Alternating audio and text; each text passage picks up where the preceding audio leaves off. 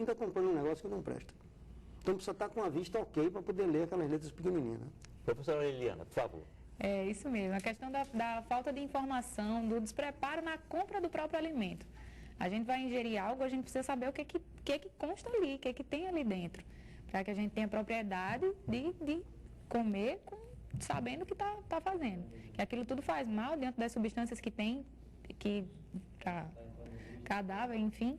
Então, é basicamente isso.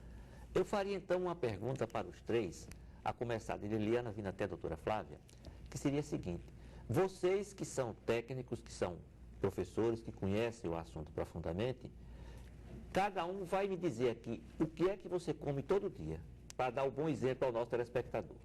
Café, almoço, jantar. Flávia. Liliana, perdão. Então, minha alimentação, porque eu dou várias aulas ao dia, eu tenho, às vezes, 2 cafés da manhã, tomo café, alguma coisa antes de dar aula, fruta com algum cereal, granola, e vou dar aula. Dou aula às 6 da manhã, cedinho. Então, logo após, às 8 horas, eu já tomo um café, que vem mais um cuscuz, tem pão integral, tem um café, tem leite. Minha alimentação é básica. Tem outro lanche, antes do meio-dia também, que eu também vou dar outra aula. Então, eu tenho que estar bem alimentada para dar aula. Aí, logo após o almoço, com feijão, arroz, frango, salada, enfim. Carne vermelha, não? Não, eu prefiro frango, peixe. Aí tem o lanche da tarde também, antes da aula, banana, granola. Sempre frutas com cereais. E logo após as aulas da noite, a janta, que às vezes é um açaí também, para repor energias. E é basicamente essa. Doutor Fulco. Porque hoje tem os festivais gastronômicos, né? Eu sempre digo que eu não como o que eu não misturaria no prato. Certo? Então, por exemplo, tem pratos feitos que é mamão com leite e suco de goiaba. Se um cara botar isso no prato, ele não consegue comer. Mas numa receita gastronômica pronta, você come e acha muito saudável. Então, eu normalmente não faço isso. Minha comida é muito simples, inclusive eu não vou muito na norma de comer de 3 em 3 horas, que eu acho que é até um consenso muito certo. Mas se eu cheguei até aqui com essa idade e tendo saúde, eu só como 3 vezes por dia.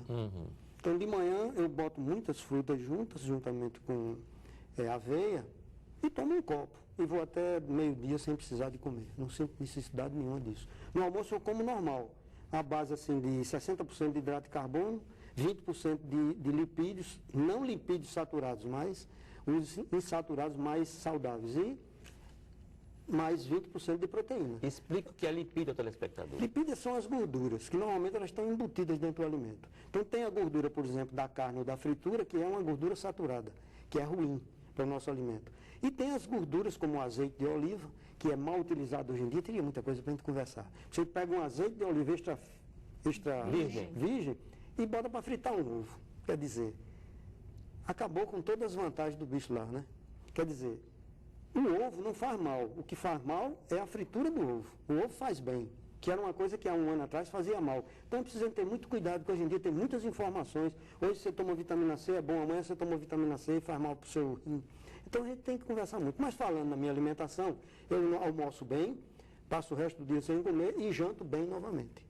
Só que à noite eu diminuo muito mesmo a proteína e os lipídios. E o hidrato de carbono suave, mais sopas e os hidratos de carbono de liberação mais lenta, como a batata doce, o inhame, enfim. É mais ou menos isso e está dando certo. Agora, para comer de 3 em 3 horas, eu não tenho essa biodisponibilidade do meu trabalho. Eu entro numa sala de cirurgia, passo 3, 4 horas, então não dá para comer. E para comer aqueles coisinha pronto, eu sei que faz muito mais mal do que eu não comer. Então, prefere não comer? Prefiro não comer. Doutora Flávia, por favor. Realmente tem algumas implicações, vendo o que o doutor falou ali, eu queria ressaltar essa questão. Antes de falar da minha alimentação, eu queria falar realmente da falta de tempo e da vida corrida que a gente leva. Então, existe determinados alimentos, como ele falou que realmente não gosta, mas existem alguns saudáveis, tipo as castanhas, que dá para você levar, são lanchinhos pequenos que não dá trabalho e que realmente sacia e que são gordolipídios saudáveis, certo? Eu queria chamar a atenção também para um lipídio bem saudável, que é o abacate, tem gordura saudável.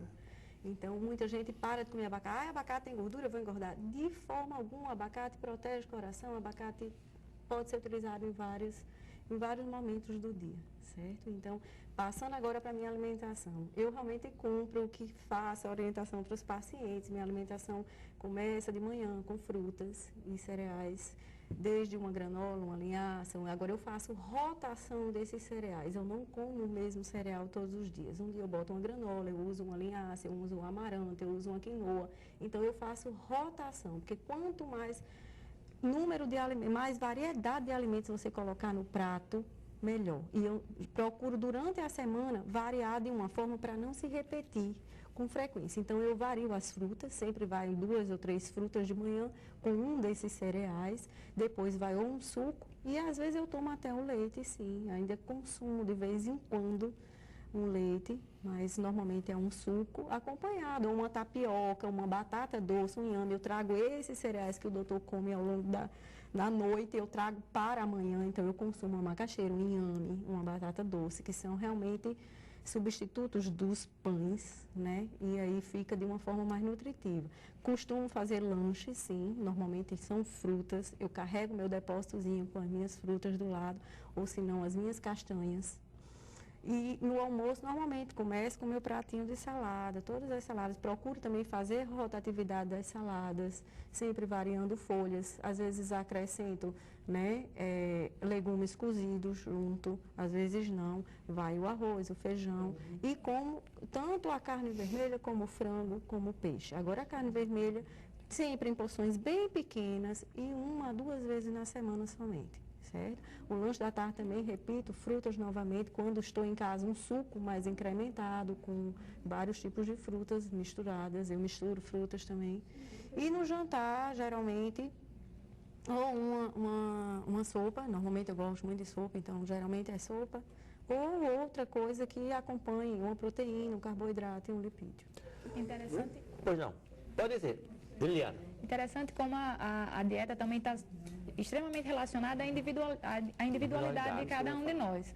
Dr. Fulco, ele tem um tempo extremamente reduzido. Eu tenho um lanche de 11 horas da manhã, que é antes de 1 hora antes de uma aula. Então, é muito individualizada. A história de pegar uma dieta de alguém e utilizar para você, Sim.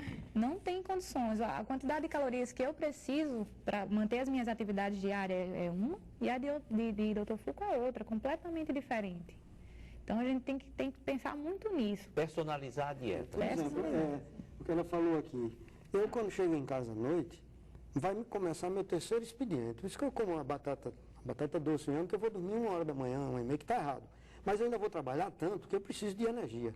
Mas tem pessoas que chegam em casa, só vai ler o jornal e cochilar na hora da novela e adormece. Aí é ruim. Ele usar hidrato de carbono nessa hora é péssimo. Então, por isso que tudo que nós conversamos aqui serve para algumas pessoas e outras não. Deve ser adaptada, como a doutora falou aqui, para cada pessoa, né?